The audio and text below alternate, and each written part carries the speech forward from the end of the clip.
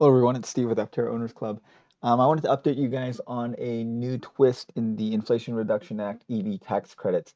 So a few weeks ago, the Treasury Department said that they were delaying the critical minerals and battery components requirements so that the only thing that was required was final assembly in the United States up until probably around March when they released information. This made things like the bolt a really good deal if you can get your hands on a bolt at MSRP. But now it looks like they released some new information about how they're regulating leases. And it looks like if you're leasing a vehicle, you can get around the whole made in the United States um, requirement even. So a lot of European manufacturers and Korean and Japanese manufacturers were a little upset about the made final assembly in the United States requirement. Um, uh, and so they had filed complaints to the World Trade Organization of that it was discriminatory behavior in trade. But it looks like the interpretation of the new law is that if you lease a vehicle, you can get the $7,500 tax credit without needing to meet the requirements for final assembly in the United States. So if you look here, they released on December 29th a FAQ, and I wanted to get the two topics that are most relevant to us. Topic C, which is about frequently asked questions about the new requirements to apply to the new clean vehicle credit. So it says on the day after the Inflation Reduction Act became law, which was August 16th, 2022, did any requirements for taxpayers of vehicles to qualify for the tax rate change? Yes. After that date, a new vehicle had to have its final assembly in the United States to be eligible for that credit. Um, then what additional changes to the credit apply after January 1st? The minimum battery capacity is increased to 7 kilowatt hours. That'll be no problem for any battery EV. May affect some plug-in EVs. Uh, Vehicles must be made by a qualified manufacturer. Most major manufacturers are qualified, and you have to apply. If Aptera were to qualify, which they don't because of the whole three-wheel thing, they would have to apply to the Treasury Department to become a quote qualified manufacturer. MSRP limitations, so they're $55,000 for passenger vehicle and $80,000 for a truck or SUV.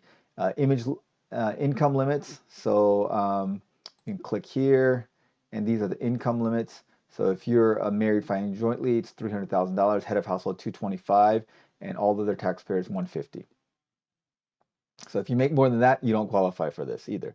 And then you have to report the VIN, and seller must report the taxpayer and IRS regarding the sale of the vehicle. That's the dealer's going to handle that, so you don't have to worry about that. Does the phase-out period that limited or eliminated the credits for vehicles sold by certain manufacturers that sold more than 200,000 vehicles apply? No. So this basically helps Tesla and GM. They had sold more than 200,000 vehicles. They were no longer eligible for any tax credits. Now that requirement is gone, and Tesla and GM are back and back eligible for these credits. So it helps them out quite a bit. Do the new critical mineral and battery components requirements apply? Not yet. So, because this was the thing that we talked about in the video last week or so. The critical mineral and battery component requirements under Section 30D will apply for vehicles placed in service after proposed guidance of these requirements is issued. The publication of these facts is not the issuance of these proposed guidelines with respect to the critical mineral and battery component requirements and does not trigger the applicability of those requirements. The Treasury Department and the IRS will explicitly identify when they have issued proposed guidance with respect to the critical mineral and battery components requirements under 30DE. However, vehicles ordered or purchased prior but placed in service after IRS issued this proposed guidance will be subject to the critical. Uh, so you have to order it and buy it and place it in service before they issue this guidance, is what they're saying. Proposed guidance is expected to be issued in March of 2023. So you have until March of 2023 at least to not have to satisfy the critical battery and critical mineral and battery component requirements. Okay, so we knew about that. That was kind of old news as of a week ago. Um, if I order a new clean vehicle 1 year and don't receive it until subsequent year, when do I claim the credit? Okay, so that's not really important to us. If I order a clean vehicle but don't take delivery until after uh, Treasury issues proposed. So yes, so if you place it in the service after they issue the guidance, then you must follow whatever guidance that they put out. The income and MSRP limits apply, and the sales cap does not apply. Okay. Now here's the new thing. This is the new thing. The new thing is the qualified commercial clean vehicle credit. So what you do is you lease it, and you lease it as a commercial vehicle, and anyone can like say that they have a business basically. I think that's how it works. If you guys are tax experts, let me know in the comments below. But what this says is this does not have any of the critical mineral or battery component requirements or the final assembly in the United States requirement. And because of this, Joe Manchin is the guy that really wanted that in. And as I said in my previous video about battery component manufacture and mineral and lithium mining and such, there is a reason that the United States is doing this. It's because they're way behind the curve of China. China just dominates battery manufacture in the globally right now, and that's kind of a national security issue as transportation moves to that.